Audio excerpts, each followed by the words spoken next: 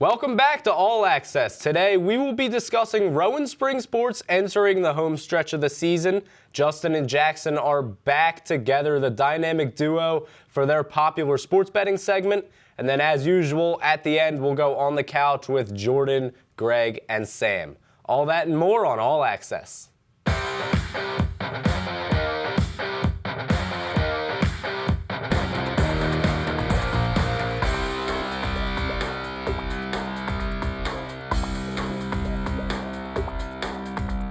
Welcome back to All Access, live from Bozarth Hall. We are here to update you on the most relevant stories in sports today. I'm Nick Rizzo. What's up, brother? And I'm Aiden Doherty here with Nick Rizzo. We are back here today once again, and I had to do it for the cameras for the one time. Had to. But we're back here with Rowan Sports. I mean, the home stretch of the season, like you mentioned.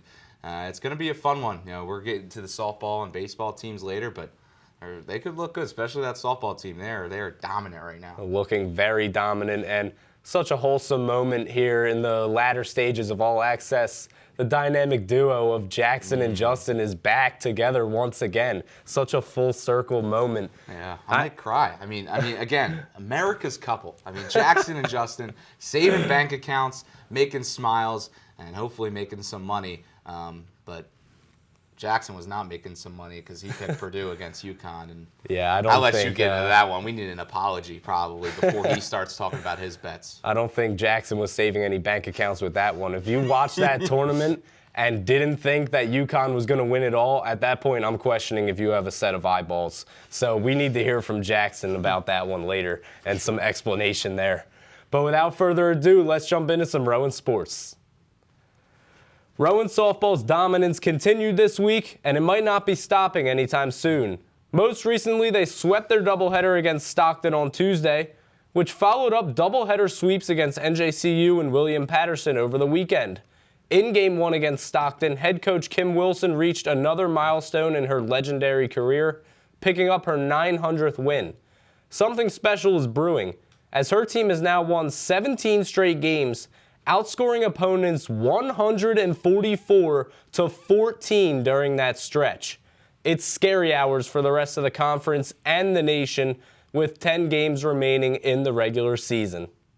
Staying on the diamond, Rowan baseball had a rough weekend last week. They faced Montclair State and Stockton for 2 games apiece. They lost both to Montclair State while getting shut out in both. They tried to bounce back against Stockton, but they lost 2 close ones. The 2 losses were by a combined 4 runs. They scored just 10 runs in just 6 games, which is unlike their high-powered offense. Something that was like them in their game yesterday was when they scored 20 runs as they come across the plate, and the team hit 4 home runs. Pat DeFisciani hit 2, Phil Sedalis hit 1, and Jason Morgan hit the biggest one of them all, a grand slam to give the Profs 16 runs in 3 innings. The offense finally exploded and broke through. A team that got through a tough schedule due to rainouts gets through with a big victory, 20-5. They didn't walk through the fire, just to smell the smoke. Look out for them the rest of the way until postseason play. Men's and women's track and field have been running through the competition all year long, and that didn't change at the Mets Championship last weekend. For the men, Rowan took home all 5 of the top spots in the 110-meter hurdle. Marquise Young in first, Jason Aguimang in second, Kuwaku Nkrumah in third, Michael Lawrence was fourth, and Anais Hughes took 5th. Aguimang also took first in the 400-meter hurdle, and Lawrence PR'd in the 200-meter. Now for the women, Anna Sass PR'd and won the 3,000 steeplechase. Izzy Deal won the javelin and was second in shot put, and Grace Vitt also PR'd in the shot put. Ladies and gentlemen, all the accolades I just mentioned are complete and utter dominance, which is something that Rowan Track has made a habit of in recent years. Watch out for the Profs as the national championship gets closer and closer.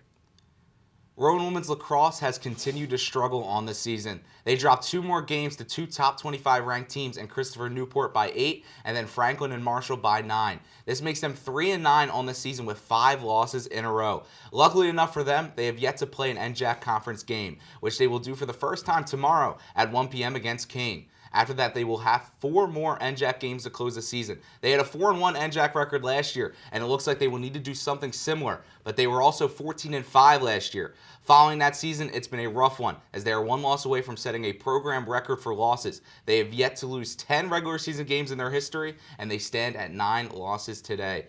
A little bit of a sadder story to end our Rowan segment, but I will say, you talked about a Mets championship. I got a little confused at first, Nick.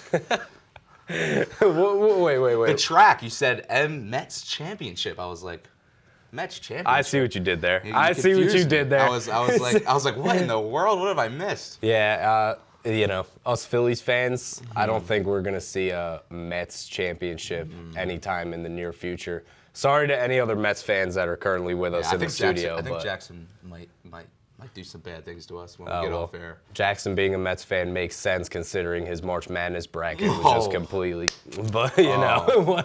He might not be on air. Yeah. But we'll see if we'll see him. Might have to skip that segment. Jackson might need to go into hiding. We're ripping him a little bit right now, but it's okay. Everyone has their ups and downs. But with that being said, let's throw it over to Justin and Jackson for their popular segment, Double J, Double Down. I'm Justin. And I'm Jackson. And we are bringing you Double J, Double Down, a sports betting segment where we are providing you with our locks of the week. What do you have for us this week, Jackson? My first bet is going to be the under in the Mets game for one reason. They scored 16 runs yesterday. That's not going to happen again. Also, they're traveling home from a road trip, so I think that both teams will start pretty slow. So I'm going to take the under 8.5 runs in the game. What do you have? For me, my first bet, I'm going to head over to the NBA and take the Sacramento Kings to cover, plus 4.5 versus the Phoenix Suns at home on Friday night. The Kings have played last night. They lost to the Pelicans, but I think the Suns, who have lost 2 of their last 3 as well, and after splitting 1 of 2 with the Los Angeles Clippers, the Kings are, after a rough stretch, I think will have the rhythm. Offensively, they've allowed the lowest amount of points in the last 5 games at 97 a game. And I think Sacramento, with De'Aaron Fox, who's averaged 28, 5, and 5 over his last 5 games, shooting 42% from the field and 37% from downtown, alongside Domantas Sabonis, averaging 18 points, 16 rebounds, 7 assists in the stretch, will get it done. My second bet's going to be the Guardians' money line.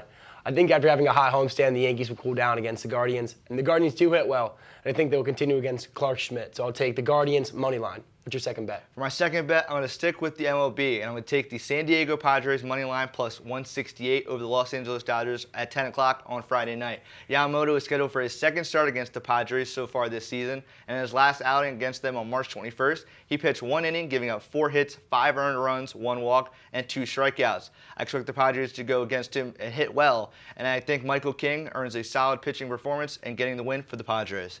Yeah, I have one more special bet. I'm going to go with the Pirates money line against the Phillies because that's Nick Rizzo and Aiden Daugherty's team, and they bashed me for being bad at March Madness, even though he had Purdue. So I'm just going to take the Pirates money line, and I'll probably take whoever the Phillies play for the next week just to spite those two. So pretty much we're fading the Phillies for the next a week, maybe more, depending on how it goes. That's it for Double J Double Down. Now to the couch. Thanks, Jackson. Those sound like locks to me. Anyways, I'm Jordan Weisinger. Alongside me are Sam Prince and Greg Mazzo, and we have quite a bit to discuss today, starting off with the NBA. The NBA season is winding down and ends this Sunday, and the playoffs tip off in just 4 days with the play-in tournament.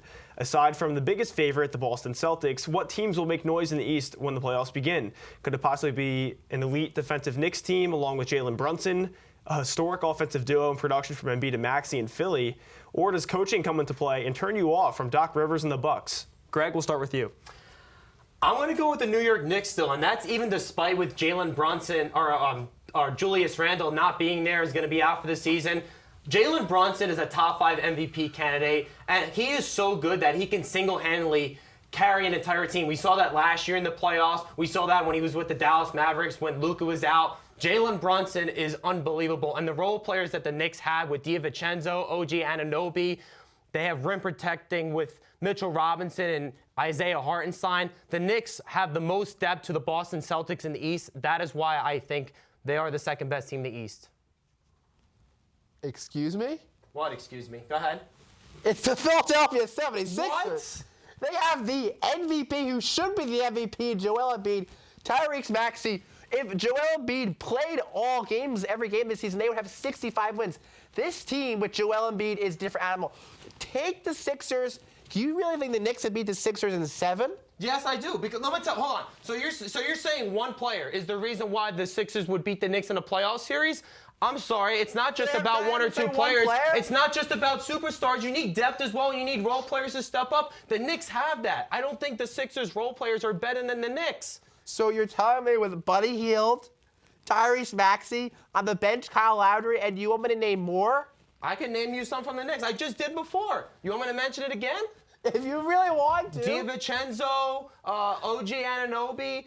I mean, even if Julius Randle is not there, the Knicks have played well without Julius Randle. You might not like Embiid and his supporting cast, but you can at least admit Embiid is one of the best players and maybe the best in Eastern Conference. Embiid is great. Embiid is great. I am not denying that. But we have seen Embiid come up short in the playoffs. He's not the same player in the playoffs like he is in the regular season. And oh, by the way, did you see the Knicks last night against the Boston Celtics? They dominated them. And they were 3-1 against the Sixers this year. So what is your point, Sam? Come on. Stop jumping up and down in your seat. Come on. Give me some reason. Let's go. Oh, give me some. All right. Greg, that is factually correct. Look, credit to the Knicks. That was a great win last night. But do you think those Celtics were really trying last night? With a team that's locked up, the best record in the NBA, locked up, home court advantage, Eastern Conference. And Joel Embiid, yeah, he's come short in the playoffs, but look at his teams. He's had Doc Rivers as his head coach.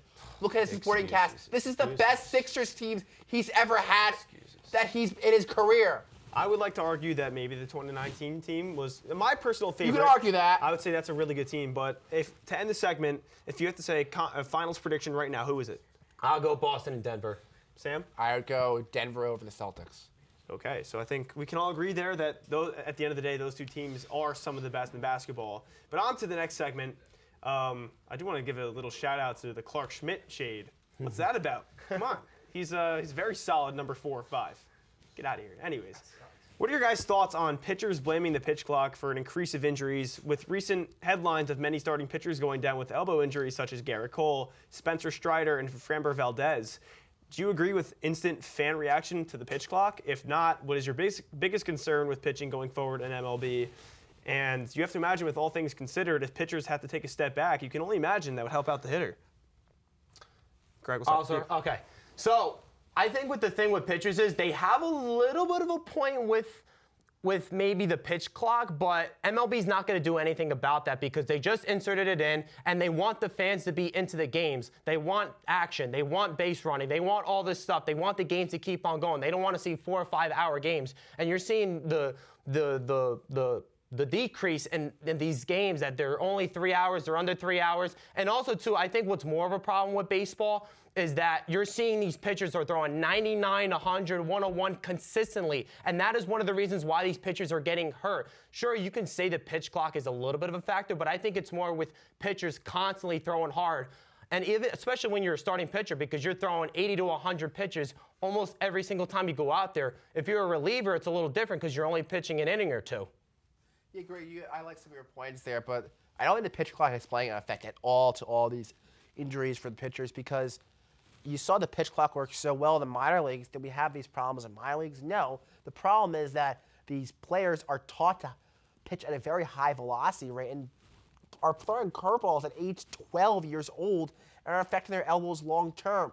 They should be taught to throw these balls that are 100 miles per hour plus every time. That's going to affect their elbow long term. Here's also another case I could make, though. We've seen pitchers over their times work very slowly. Like, I'll point out a player, for example, Jordan Montgomery. Now, it's a little bit different because he doesn't throw hard, but you might get certain pitchers that throw hard, but they work slowly, and they'll take all this time to throw pitches. And then they started inserting the pitch clock, and they had to adjust a little bit, and they had to start working quickly. So I think, yes, the pitch clock, I think, could be a factor. Maybe, maybe not, but I think it's more about the pitchers throwing consistently hard. I think I would agree with both of you there. Very respectable takes. Everyone has their own opinion. But I think that's going to do it for today. That's all we have. And thank you guys for tuning in, and we'll see you next Friday on All Access.